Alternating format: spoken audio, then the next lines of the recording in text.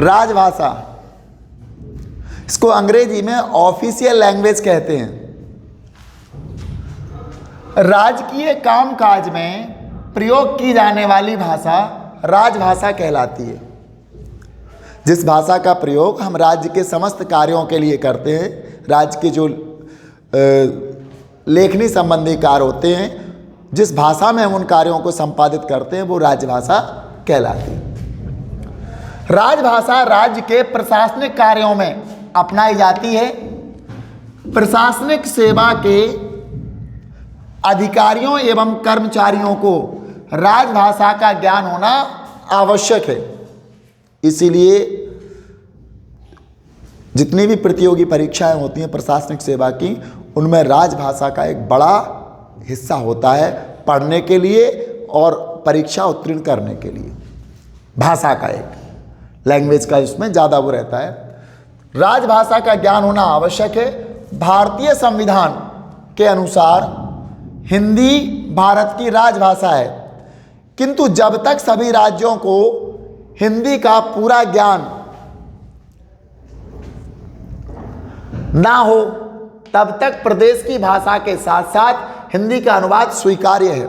हमारे देश के जो अन्य राज्य हैं, कुछ राज्यों में 5 से 7 राज्यों में हिंदी भाषा को में ही कार्य होता है, हिंदी भाषा बोली जाती है।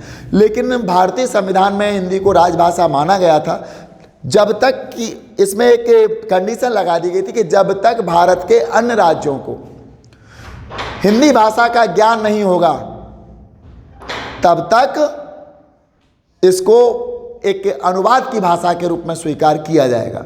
यहाँ से पत्र जाएंगे, केंद्र सरकार से पत्र जाएंगे, उनका हिंदी में और वहाँ अनुवाद करके उनको वहाँ की स्थानीय भाषा में पढ़ा जाएगा, जब तक कि इसका ऐसे ज्ञान नहीं होगा। यहाँ और एक बात आती है, इसकी विशेषताओं की यदि हम बात करें, राजभाषा की विशेषताएं। राजभाषा किसी भी देश के कामकाज की भाषा होती है। ये देश के कामकाज की भाषा होती है। राजभाषा की मान्यता मिलने से उस भाषा का महत्व अत्यधिक बढ़ जाता है। जब इसको संविधान द्वारा मान्यता मिल जाती है, राजभाषा को देश से मान्यता मिल जाती है, संविधान द्वारा मान्यता मिल जाती है, तो उस भाषा का महत्व और अधिक बढ़ जाता है। यहाँ राजभाषा के साथ साथ आती है राष्ट्रभाषा। एक अगली भाषा है राष्ट्रभाषा। तो राज्यभाषा और राष्ट्रभाषा में कितना अंतर होता है? राज्य भाषा को ऑफिशियल लैंग्वेज यानी कामकाज की भाषा कहते हैं, तो राष्ट्रभाषा को नेशनल लैंग्वेज यानी राष्ट्रभाषा कहते हैं।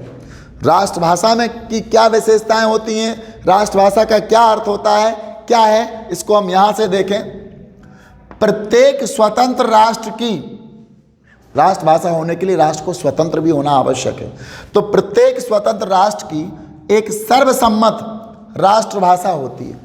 सर्वसम्मत का मतलब होता है सभी राज्यों के द्वारा उसको स्वीकार किया जाता है। उस देश के जितने भी नागरिक हैं, जो भी लोग वहाँ निवास कर रहे हैं, उनके द्वारा उसको स्वीकार किया जाता है। इसलिए सर्वसम्मत राष्ट्रभाषा होती है। राष्ट्रभाषा में राष्ट्र की संस्कृति, राष्ट्रभाषा में राष्ट्र की संस्कृति, साहित्य और इतिहास की प्रेरणाएं निहित होती हैं। जो इतिहास में था हमारे में, जो हमारी संस्कृति थी, जो हमारा साहित्य था, इन सब चीज़ों की प्रेरणाएं राष्ट्रभाषा में निहित होती हैं, विद्यमान होती हैं।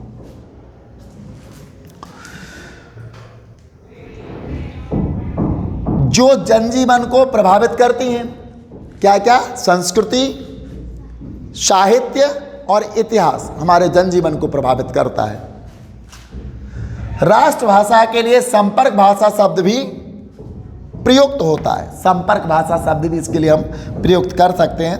राष्ट्रभाषा उसी तरह महत्वपूर्ण होती है जैसे किसी राष्ट्र के लिए राष्ट्रगान, राष्ट्रध्वज या राष्ट्रीय चिन्ह, जिनका महत्व होता है, उतना ही महत्व किसी भी राष्ट्र के लिए एक राष्ट्रभाषा का होता है।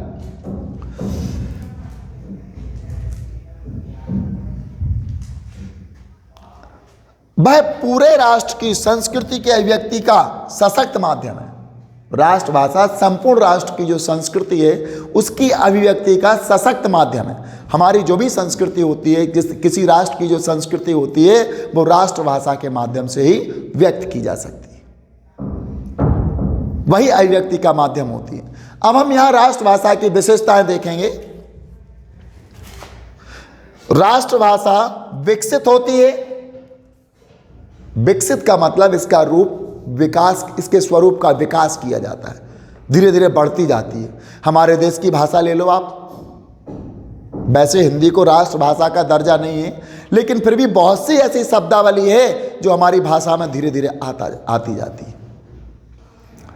जैसे अभी 2 वर्ष पहले महामारी हमारे यहाँ फैली थी, कोरोना नामक महामारी फैली थी, तो इस महामारी के साथ साथ बहुत सारे ऐसे शब्द आ गए जो राष्ट्रभाषा में समायोजित हो गए। तो धीरे धीरे जो हमारी भाषा में समायोजित हो गए, धीरे धीरे क्या होता है, भाषा में नए नए शब्दों का समायोजन होता जाता है और भाषा धीरे धीरे विकसित होती जाती है। तो राष्ट्रभाषा विकसित होती है। यह देश के बहुसंख्यक लोगों की भाषा होती है, लोकतंत्र पर आधारित। हमारे देश के या किसी भी राष्ट्र के जो बहुसंख्यक लोग होते हैं, बहुसंख्यक लोगों के द्वारा जो भाषा बोली जाती है वो राष्ट्रभाषा कहलाती है।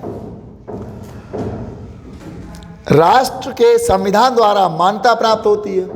राष्ट्रभाषा को राष्ट्र के संविधान के द्वारा मान्यता प्राप्त होती है। यदि मान्यता नहीं होगी तो वो राष्ट्रभाषा नहीं कहलाएगी।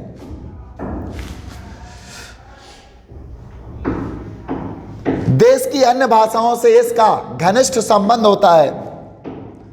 देश की अन्य भाषाओं से राष्ट्रभाषा का घनिष्ठ संबंध होता है। इसको अंग्रेजी में नेशनल लैंग्वेज कह के भी संबोधित किया जाता है। ये राष्ट्रभाषा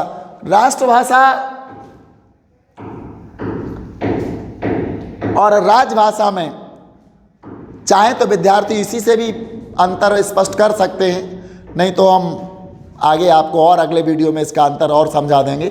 वैसे तो इसकी विशेषता और इसकी विशेषताओं को अगर अपन कंपैरेटिवली लिख देते हैं तो अंतर अपने आप क्लियर हो जाता है। हमारे देश में के संविधान द्वारा, संविधान का जब निर्माण हुआ तो हिंदी को राजभाषा या राष्ट्रभाषा बनाने का प्रयास किया गया, किंतु भारत के अन्य राज्यों में हिंदी का इतना अच्छा अस्तित्व नहीं था।